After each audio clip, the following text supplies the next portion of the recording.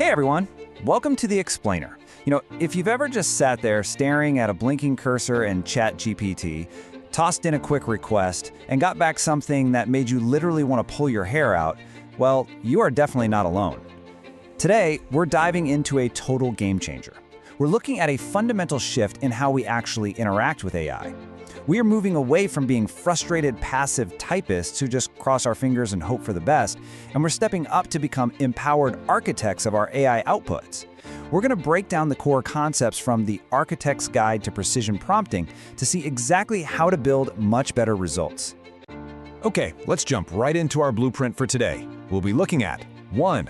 The prompting blueprint. 2. Common prompting mistakes. 3. Validity and reliability. 4. Training your AI. And finally, 5. Mastering the final build. Let's get to it. Section 1. The prompting blueprint.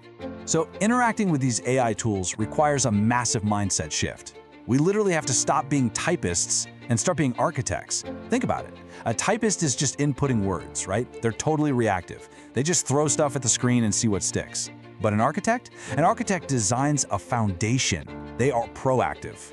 Taking control of the AI's foundation by designing your prompts structurally is absolutely crucial for getting consistent, high-quality results. Because if you don't build that solid foundation, the AI is just going to build you a house of cards. Moving right along to Section 2, Clearing the Rubble, Common Prompting Mistakes. All right, let's talk about the rubble we trip over pretty much every single day.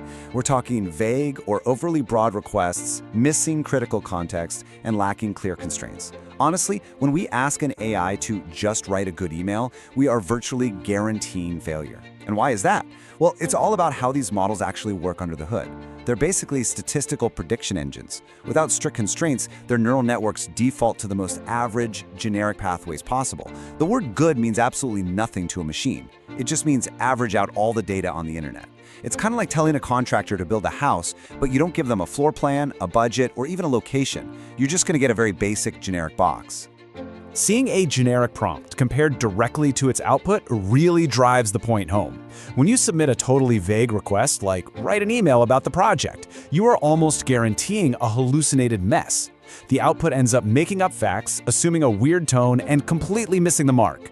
Without a structural blueprint and tight boundaries, the AI naturally hallucinates to fill in all that missing info.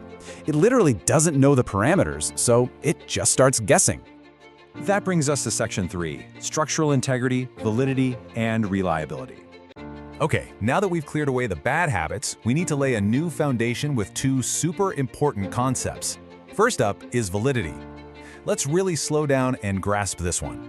Validity is all about the accuracy of the AI output. It means hitting the exact target you intended. Basically, it answers the question, did the AI actually do the specific job I needed it to do? Like, if you ask for a 500-word summary of a financial report and it spits out a 2,000-word creative essay, yeah, that output has 0 validity. It completely missed the target. Next is reliability. So if validity is about accuracy, reliability is about consistency. It's about hitting that exact same target every single time. A true architect's blueprint absolutely must be dependable. Think about it. If you hand a blueprint to a builder today and then give that same blueprint to another builder next month, you expect the exact same structural results. Well, your AI prompts need to do the exact same thing. When we map this out, it becomes super clear. A generic prompt operates with low validity and low reliability. It's just inaccurate and wildly inconsistent. But the moment you move to a structured, architect-style prompt, boom, you dramatically secure high validity and high reliability. You get exactly what you want, and you get it every single time you run that prompt. It all really boils down to this fantastic insight from the guide. Precision prompting requires moving beyond random inputs to engineered, reliable instructions. This is literally the entire philosophy in one sentence. It perfectly bridges the gap between just understanding the academic idea of structural integrity and actually doing the hands-on work to engineer those precise instructions. Section 4. The build. Training ChatGPT. So how do we actually engineer those instructions? Well, we break down the somewhat complex idea of training an AI into a highly practical, repeatable 3-step procedure. Step 1. Set the specific role. Don't just ask a question. Tell the AI it is a senior financial analyst or an expert copywriter. Under the hood, assigning a role actively biases the AI's neural network towards specific professional vocabulary and structural frameworks, which instantly filters out all the irrelevant data. Step 2. Provide targeted examples. Now, this is where a lot of people drop the ball. Don't just describe what you want. Show it. Feed it a sample paragraph with the exact tone, formatting, or analytical depth you expect. The AI uses those examples as a direct pattern matching template. And step 3. Iterates based on outputs. If the result isn't perfectly valid right away, you don't scrap everything and start over. You just tweak the blueprint. You add a constraint, or maybe clarify a rule. This 3-step procedure is exactly how you guarantee success in any session. The visual difference between these two approaches is just stark. A cold start, untrained prompt is completely empty. It's relying entirely on the AI's default generalized assumptions. But a trained context prompt is fully loaded with the precise role and examples we just talked about. Notice how this architect-level approach immediately changes the AI's boundaries. It effectively boxes the AI into your specific requirements, which virtually eliminates the chance for those weird statistical hallucinations. All right, let's wrap this up. Section 5, Mastering the Final Build. We've gone from the raw dirt of bad prompts to a fully framed out structure. So, if you want to fundamentally elevate your daily productivity, just follow this core methodology.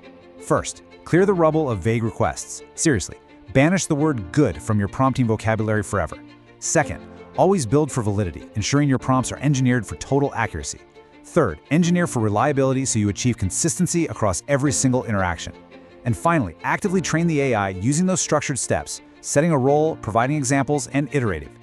We've covered a ton of ground today, completely shifting our mindset from passive typists to empowered architects.